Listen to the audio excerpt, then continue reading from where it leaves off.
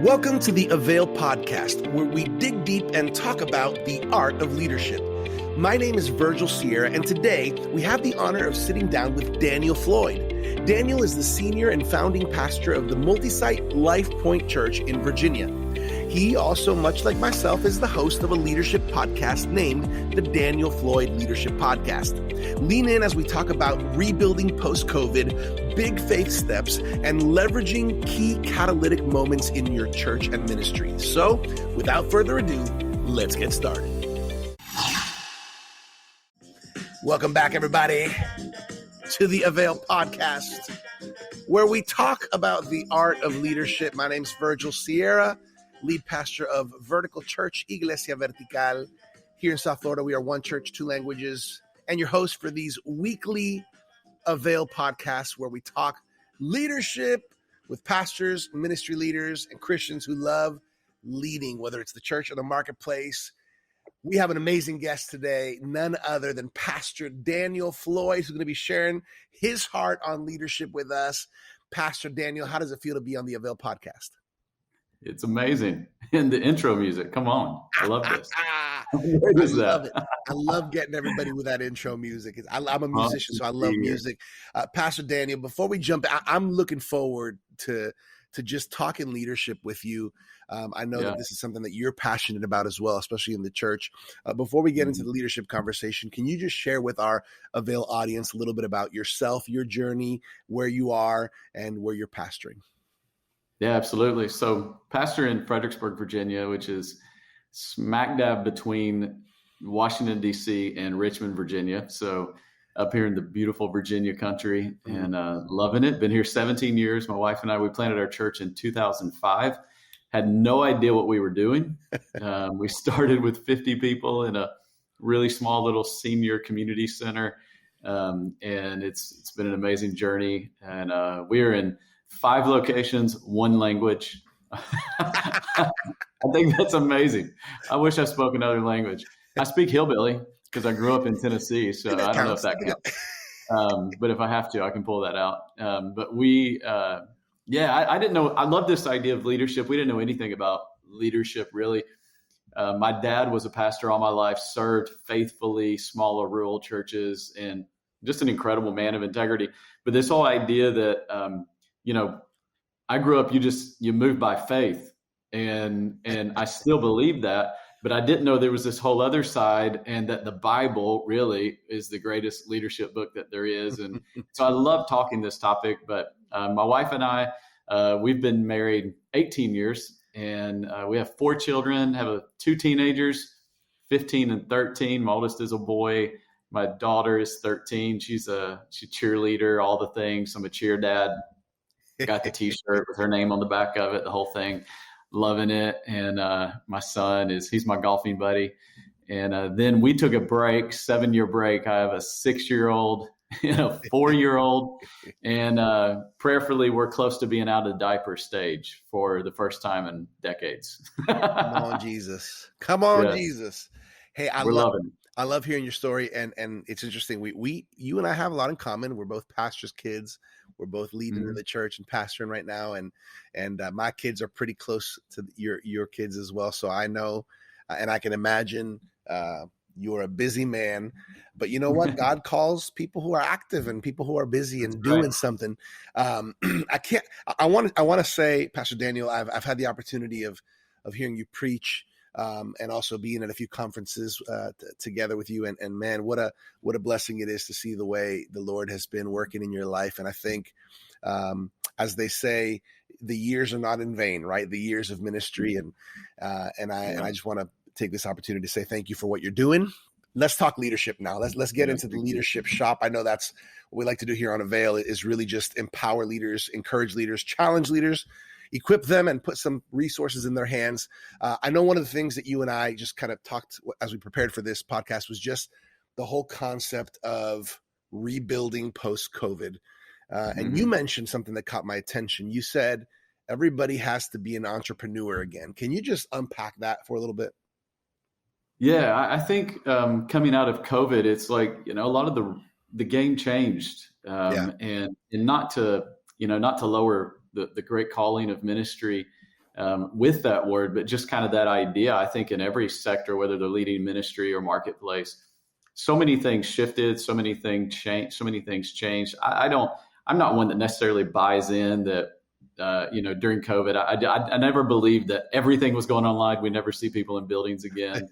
I hated the word unprecedented. If you study history, what we went through wasn't really unprecedented. We did it about 100 years ago, and football stadium filled up again, and churches will fill up again. But I think that entrepreneurial spirit, no matter the size of your organization, it's almost like you have to get that back and go grind it out again.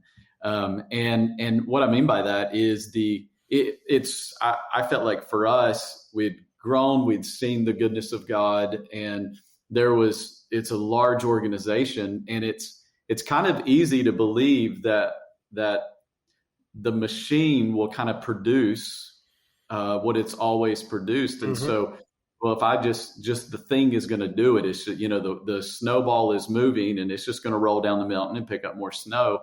And all of a sudden that was cut off real quick. Right. And so that innovative, it caused me to almost reawaken that innovative, creative, tenacious, kind of risk-taking part that is in the heart of an entrepreneur. And I think, especially if there's church planters listening, you almost have to have that to really plant a church. You've got to, I say there's got to be a percentage of crazy in you that I can move into a city, or if you're opening a business, I can start something in a market that most likely already has whatever I'm offering. But I believe in myself, believe in the call enough that I'm gonna go do it. And I think recapturing that, and I think it's good for the heart of the leader. I know for us, we've as our team, we've recaptured that idea of no, we're gonna go get it ourselves. We're gonna take some risk. And here's what I've learned about risk taking is when you're new, when it's smaller, it's easier because, the old saying, pushing the chips to the center of the table. I know when we were smaller and had less staff and less resources in every area, pushing the chips to the center of the table was easy because there was only like 3 chips. Yeah. There weren't a lot of chips to push. But then more responsibility, more influence, large organization, pushing the chips, taking risk is like, whoa, it's easier to begin to play it safe. And here's the interesting thing about that is it's the blessing of God that got you to where you are. Right. And that blessing can become the thing that keeps you from taking the next risk. Because now you're trying to maintain or preserve that. But it was risk taking that got you to where you are, and God blessed that. And now that so to speak, your hands are more full, we become more risk adverse. And I'm not talking about recklessness. There's a difference between risk taking and recklessness. You have a stewardship responsibility of everything in your hand. But I think a lot of us are far away from recklessness. And I think coming out of this, we've learned, okay, we've played it safe in some areas. And because of that, especially as people of faith, and maybe you're listening to this, you're not in the faith community, but people of faith, if there is no risk, there's no space for faith. There's no space for God. We need you to move. And so I think that spirit, I know for us, we're like, no, I need that back. I need that young, early or mid to late 20-year-old Daniel that was like, man, I'm gonna take this community and I was doing everything possible. I was like, no, let some of that come back in my heart. And it's actually kind of been rejuvenating for me personally as a leader, and to seeing our team engage in that way has been so good. That's good. You're talking about this concept of kind of big faith, taking some steps of faith and risk, so to speak. I think it would be fair to say that different pastors have different personalities. We have different past experiences, tendencies, right? And I think what you're saying is true. I think this is an important season to consider. What do we need to do in faith? But I also think based on those personalities, sometimes I guess there could be both extremes, right? There could be the extreme of we are risk averse. We're not going to do anything out of the box. We're not going to push any, push. But and then there could be kind of a reckless. Oh well, let's just throw it all, and and kind of a little bit reckless. I would venture to say that there's probably more on the side of not really risking enough, like not taking steps. From your experience, even from your journey and Life Point Church journey. Can you just speak to maybe a few examples of what might be that's a big faith move, for a pastor or a church in a given season of their life? Yeah, I think about a few. A friend of mine asked me the other day, a gentleman in our church, business leader, we were at dinner, and he said, tell me the catalytic moments in the church. He hasn't been here for the whole 17 years, been here a significant portion, but not the whole 17 years. And he was like, I'm curious the catalytic moments. And when I look back, every catalytic moment was a moment of great faith. Yeah. It was a moment where it was like God was asking us to take a big step. So I think of one of the many, but I'll share one. It's when we went multi-site. We're one church, 5 locations in the state of Virginia. We have church plants in Germany and Kentucky, and planning in January in Virginia Beach. But the 5 locations here locally receive, the message by video and the way that most people are familiar with it.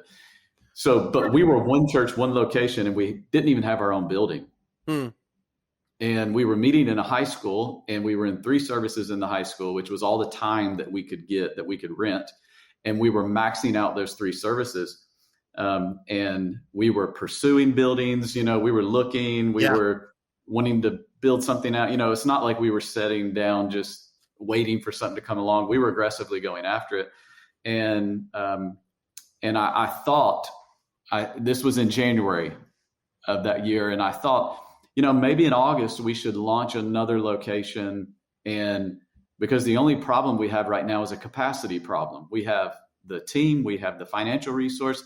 We just have a capacity issue. And if we can resolve that, we could reach more people and continue to look for a building. And even that thought, let's be multi-site in 2 high schools, was kind of a little bit crazy. It was like, man, shouldn't you use that money to go save it for a building or whatever? So anyways, I called one of our board members, one of our overseers, and just said, hey, here's what I'm thinking. Can you give me some perspective on this? And I'll never forget it. It was February the 8th, and Easter that year was April the 8th.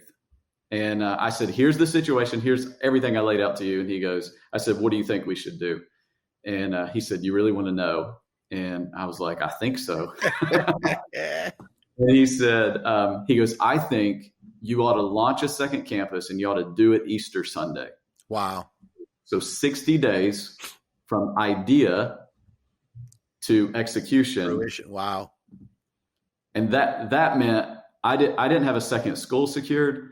I didn't have fiber optic cable we had to run between the locations. I didn't even have permission to do that. I didn't know if the Verizon, our internet provider, would do that for us. I had no gear.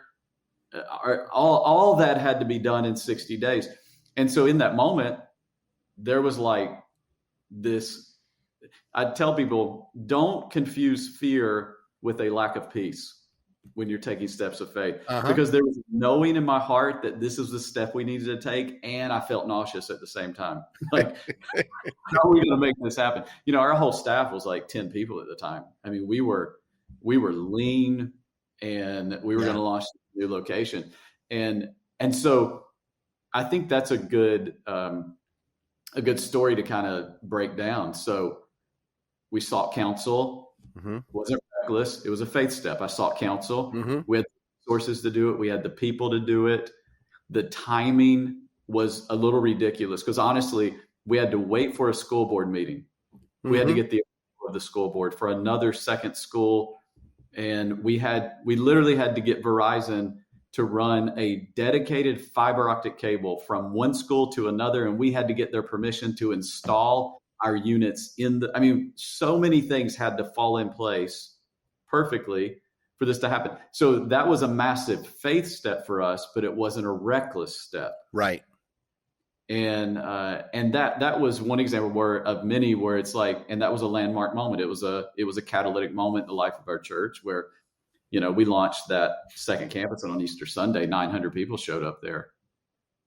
And it was a big faith step for us. Wow. And as I look back, it's those risk-taking moments. Now, if I'd stepped back and been like, 60 days is too fast, and I don't think we should do this, and August is a better trajectory, I think we would have missed something. I think God was wanting to do something in us in that risk.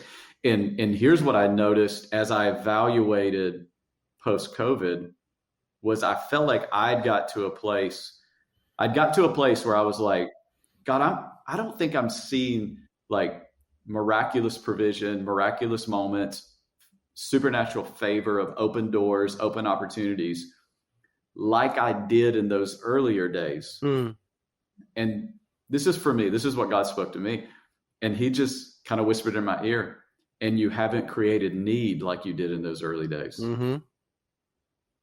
When we announced our church, we're opening another campus in 60 days, we needed God to move. And now we have lots of resources and lots of people.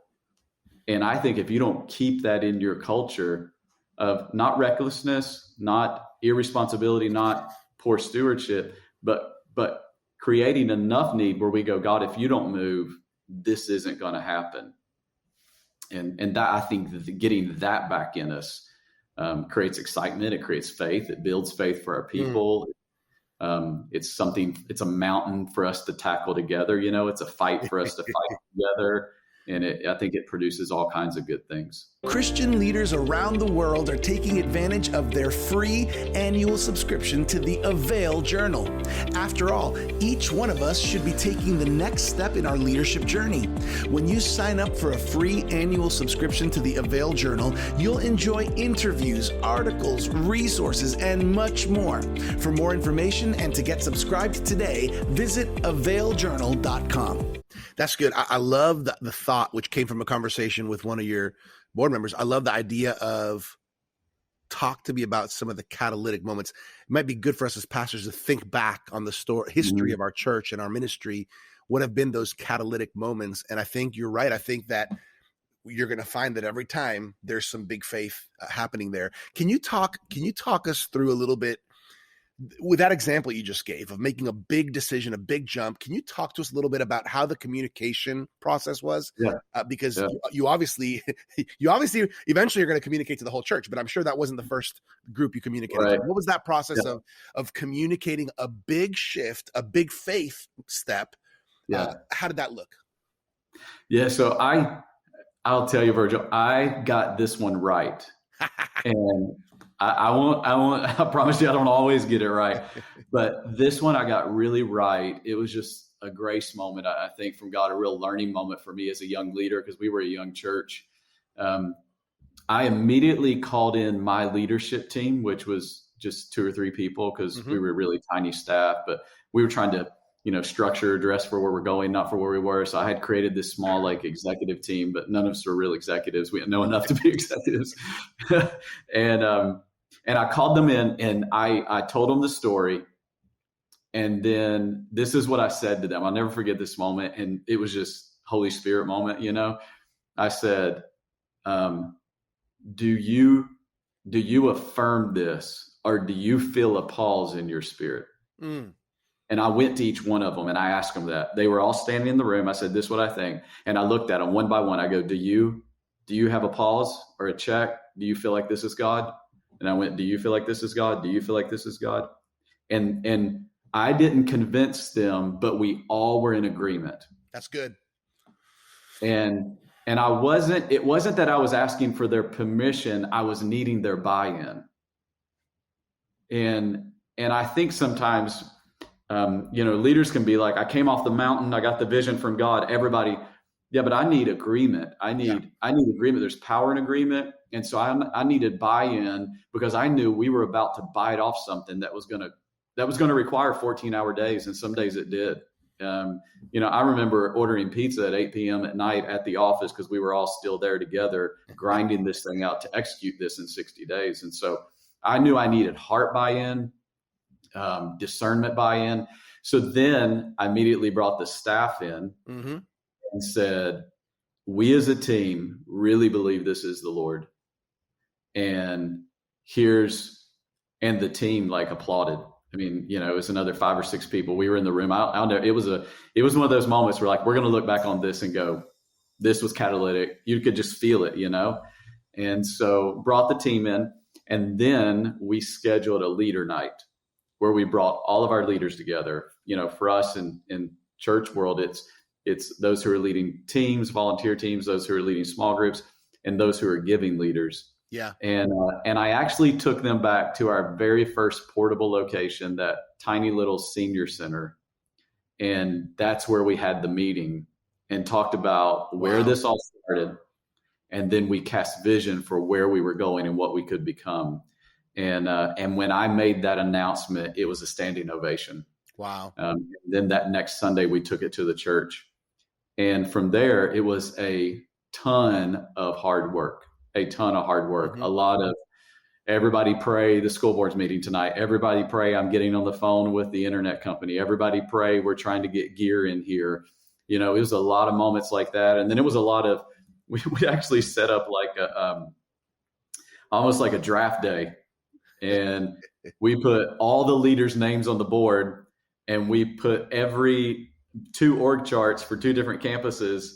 And then the leaders of the 2 different campuses were like drafting, like, I'll give you them if you'll give me those 2 leaders. And then we'd go have conversations. Hey, will you please come to this campus with me? And it was an exciting time, but I don't want people to get it wrong that you like take a step of faith and it's a risk and everything's going to fall in place. No, it's a lot of grind and a lot of hard work from there. And then you look back and go, look what God did.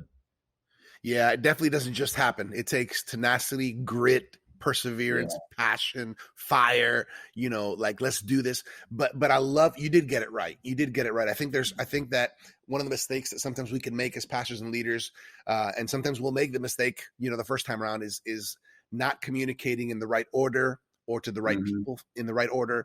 And in a way, like you did, casting vision, bringing, like, connecting the why and the how. I think that's something that's important for us as pastors and leaders, especially in catalytic moments, right? Especially in moments of big faith. I love that. I think as pastors, it's encouraging to hear those stories, and we don't always get it right, but man, when we do, it sets us up for more success in the future. I think, Pastor Daniel, as we're talking just leadership, you touched a little bit on the importance of just kind of, we're in a rebuilding season, I think, globally speaking, in the church. It's an important season for taking steps of faith, taking risks, inviting the Lord in so we actually need him for this to happen, so to speak. And this is all good. Let's talk about just the actual leader, right? Just the actual pastor, because there's a big weight that we carry, especially those of us who are lead or senior pastors, founding pastors that are, pastoring the church, not to mention, people that have a lot of influence and authority and responsibility within the church as well. But there's this weight, and here's the weight. There's this weight of pressure and responsibility, and Sunday's around the corner, and we have a staff, and there's financial budget, to meet, and there's big decisions, and there's faith and risks that, to take, and all that. And I'm the leader, and that can become pretty overwhelming, pretty quick.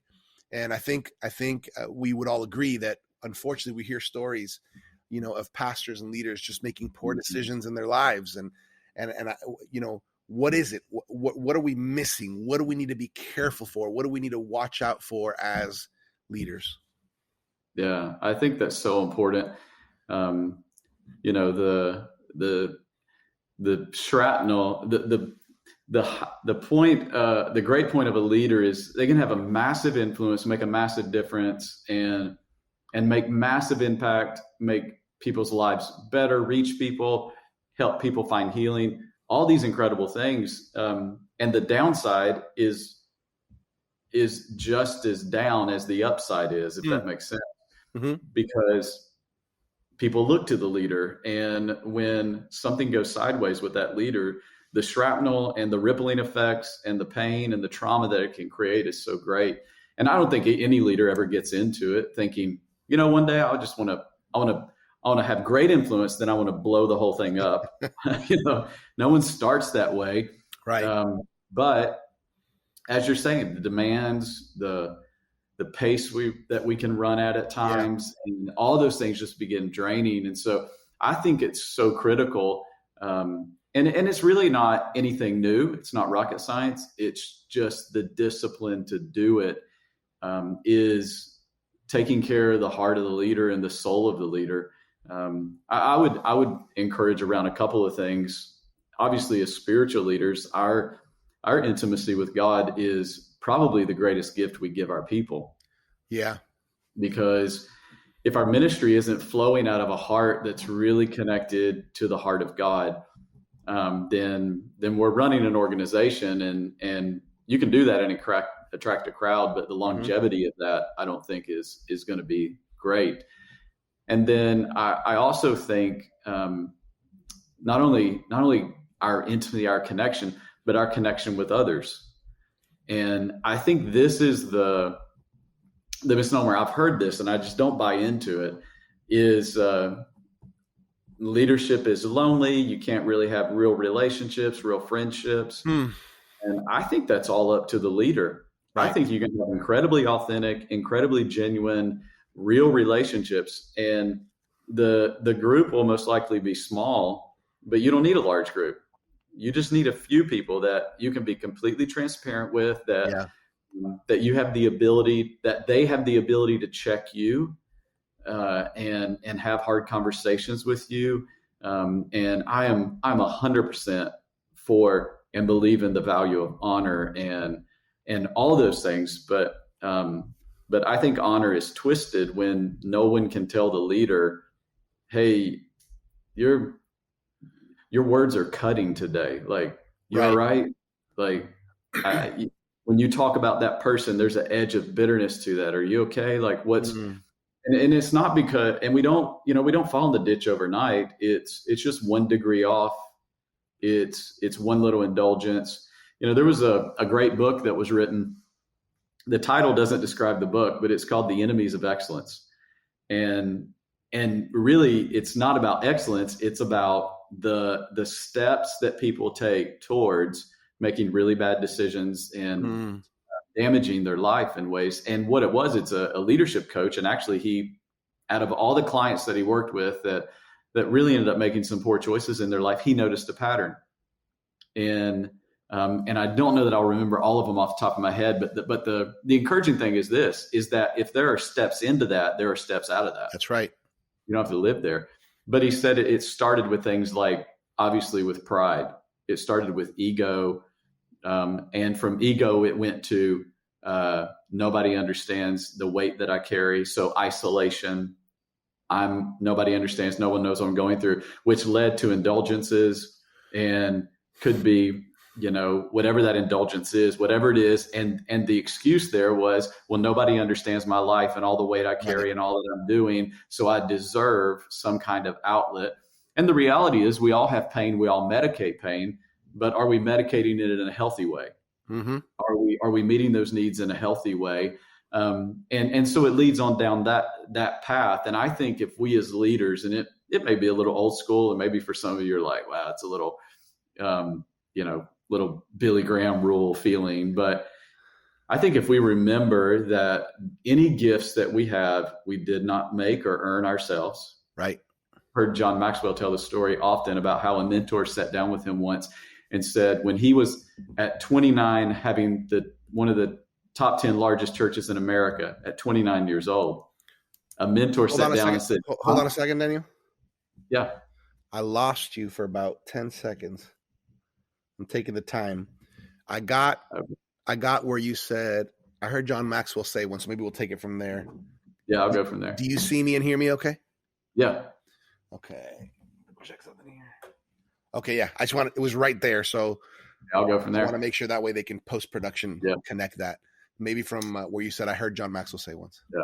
I heard John Maxwell say one time when he was, I think in his late 20s, he had one of the top 10 largest churches in America, which is, it's pretty crazy, in his late 20s. And he had a mentor sit down with him and he said, John, I just want you to know something. Write this down. He said, write this down. You're not that good. And he said, they went on in the conversation and he said, what makes you great is your gift, and your gift came from God. And he said, to this day, he will get done speaking wherever, in a corporate room or in an arena. And he said, at the end, he said, often people will stand and applaud. And he said, he walks off the stage and he says to the Lord, I know they're not applauding me, they're applauding the gift. And thank you for giving it to me. Yeah. I think if we just keep our heart checked in that they're applauding the gift, that anything I'm doing now is the grace of God, kind of helps keep our heart in the right place. I think the right people around us that can check us. I think our standards, it seems like the further you go in the leadership journey, you begin to give yourself more permission. Yeah.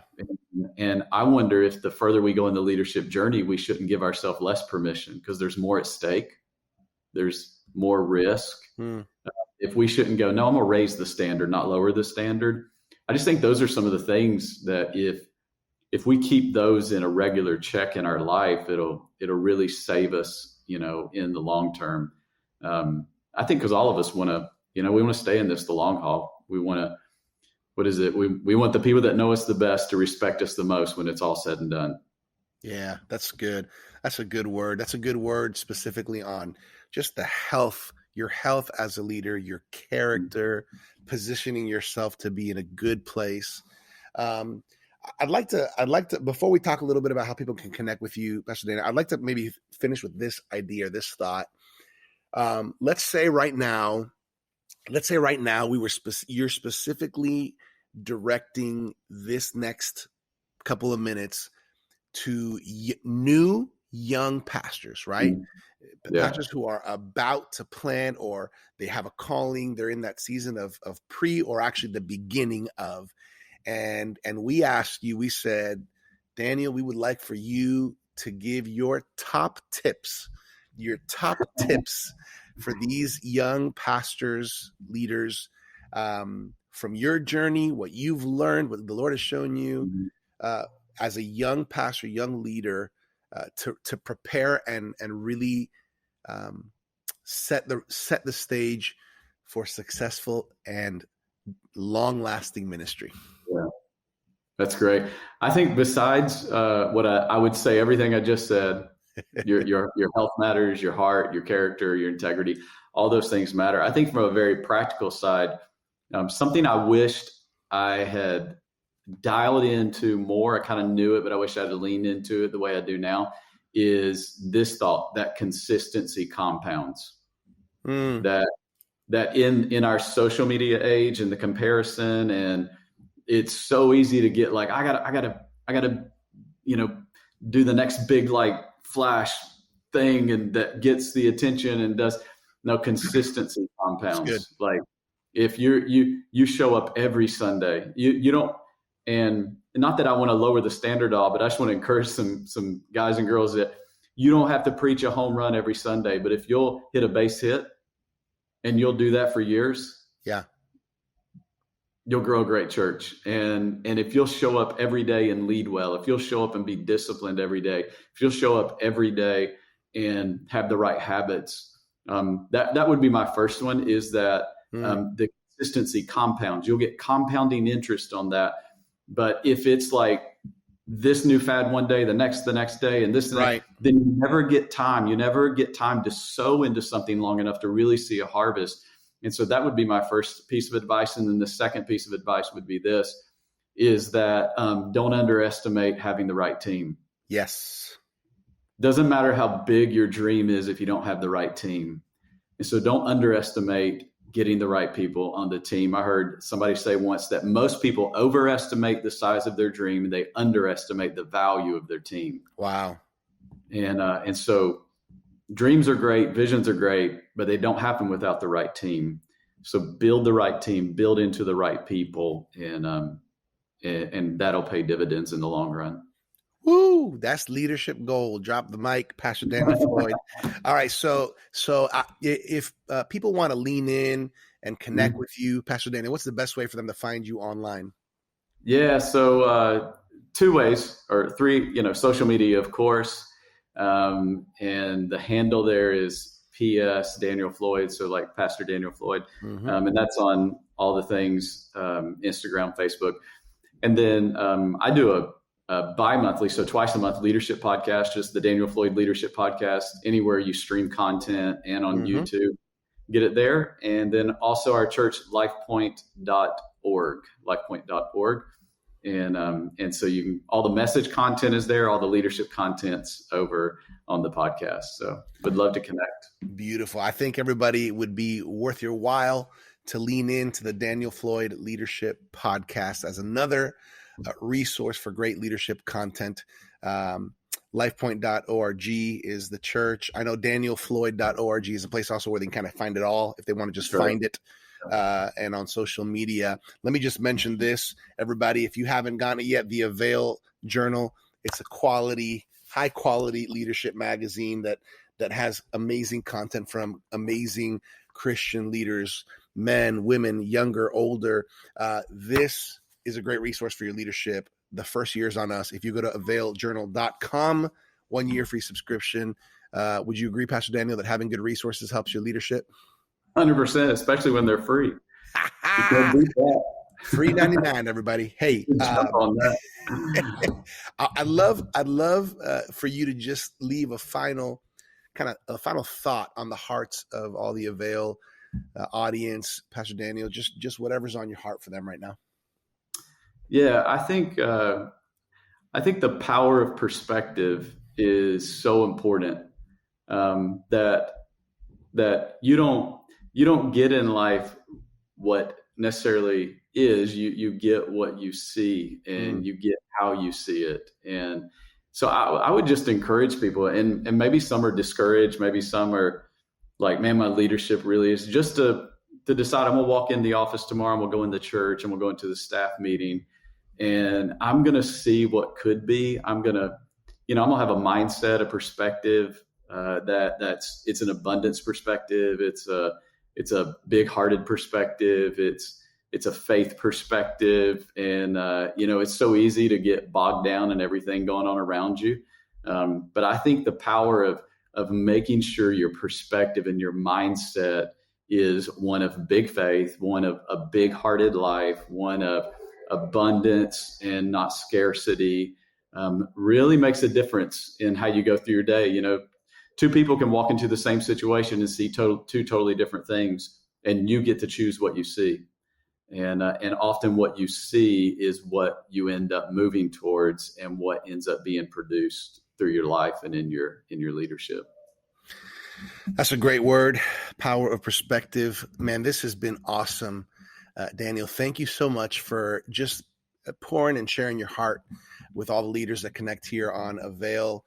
That's our heart, is just to talk about this art of leadership, which is a changing and continuous journey that we're all on. We love it. On behalf of the Avail team, on behalf of Dr. Sam Chand, Martijn Van Tilborg, everybody who's behind the scenes, we just want to say we honor you, brother. We're thankful for you, for your family, for your ministry, and we're really blessed by you. Well, thank you so much. Honored to be on with you today. This is an incredible resource to leaders, and the journal, just everything you guys are producing is really adding a lot of value. Yes, sir. Thank you so much. Hey, I'm gonna put my outro music on now. Here it is. Woo! Another Avail episode is in the books with none other than Pastor Daniel Floyd. On behalf of Avail, my name is Virgil Sierra, lead pastor of Vertical Church, aka Iglesia Vertical in South Florida. I'm your brother in Christ, your friend, your host here on the Avail podcast. Every Tuesday, new episode pops out. We love you, everybody. Thanks for connecting with us, and we'll see you next time right here on the Avail Podcast. Thank you for joining us for this episode of the Avail Podcast with Daniel Floyd. You can connect with Daniel on social media and by going to danielfloyd.org and lifepoint.org. For more leadership resources, check us out at theartofleadership.com. And make sure to claim your free annual subscription of the Avail Journal at availjournal.com. As always, I'm your Avail Media host, Virgil Sierra. Muchas gracias. Thank you for connecting with us to learn the art of leadership here at the Avail Podcast.